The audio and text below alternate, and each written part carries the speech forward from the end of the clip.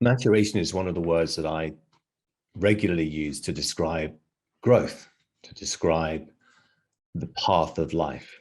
And I think it's a word that everybody understands. And I think that maturation is critical for every element of life. It is the rings on the tree.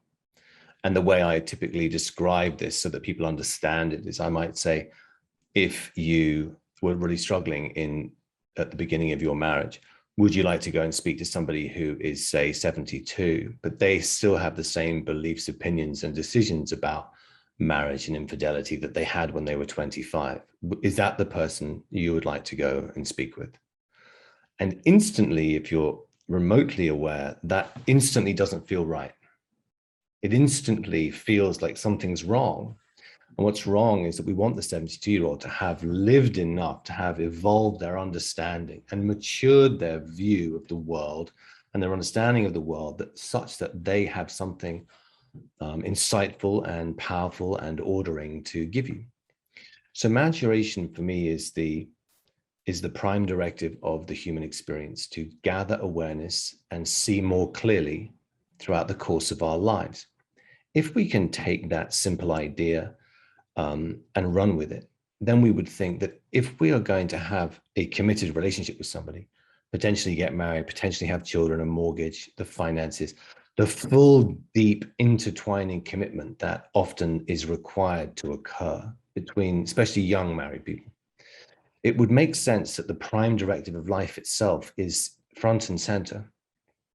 It's verbalized, it's known, it's discussed, it's something that people understand, because it informs us a huge amount. It informs us that there is no Shangri-La, there is no happily ever after. The fairy tale that we're sold is not reality. It's not happily ever after. It's a series of peaks and troughs, mountains and abundance and scarcity and closeness and distance and every other metaphor you can imagine. And that is the onward, upward trajectory of life, especially committed relationships.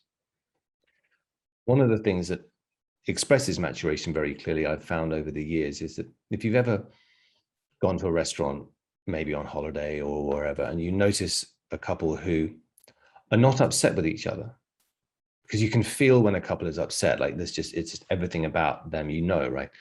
But when you see a couple and they just have nothing to talk about, because they've said everything that they can think of to talk about 500 times, and there's nothing left. They can't talk about it anymore, and they have nothing left to talk about. It's kind of heartbreaking for me, because maturation and the game of life, which you may be aware I speak a lot about, is the grand dialogue. It's the unending, curiosity-inducing dialogue. Maturation is, and it's until our final breath. It provides everyone, especially couples, with an unending source of conversational topics and discussion points for decades. It's the unending dialogue. It's the grand dialogue. So on a very basic level, it'll ensure you never run out of anything to talk about. It will ensure that between you and your partner, you have an ongoing curiosity for life. That alone is like having a fire in your house that keeps the house warm and beautifully lit, that never goes out. It never goes cold. But more importantly, I think it helps people understand and navigate the difficult chapters of marriage and relationships. Like, we're really struggling right now. Okay, this is a maturation piece. We're missing something. I am not seeing clearly. There's something going on where I am misinterpreting you and I don't understand you. Or this is a wound. A simple example, things can be very stable, and then perhaps, God willing, God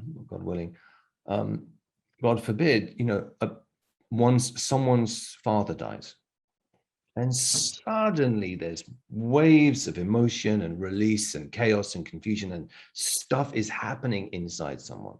We have to have the space and understanding and maturation. Stuff is going on.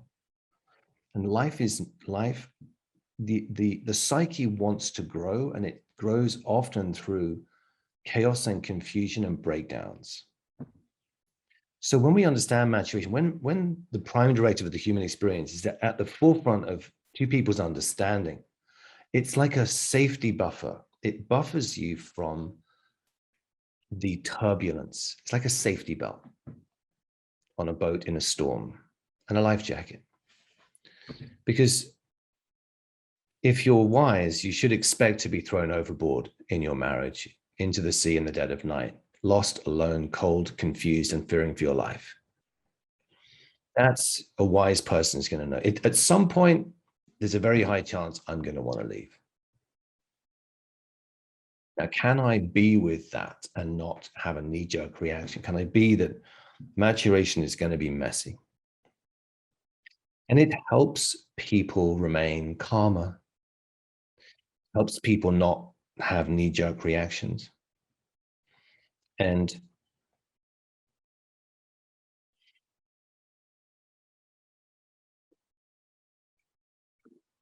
on a slightly deeper level, and this is the work I do on the invitation of love, is it's more the idea that when you enter someone's life, you have the opportunity to hold the space for their maturation. And quite simply, nothing could be more moving and more profound. But actually, too many people enter someone's life with the idea of what they're going to give them, what they are going to get from them. And that's their agenda. You have any real understanding of love and the potential for profundity of entering someone's life and loving them, you realize that there's no greater act of love than understanding their soul's journey and understanding maturation and understanding that they get to hold the space for their partner's growth and maturation and journey to eldership. And there's quite simply nothing more glorious than that opportunity. So when we understand maturation, we actually begin to understand the full potential and opportunity of relationship. Actually hold the space and be the custodian of someone's unfolding greatness, and what a privilege that is. And I think that's lost on too many people. And I think a wider understanding of the prime directive of life itself and maturation and the role of growth and challenge.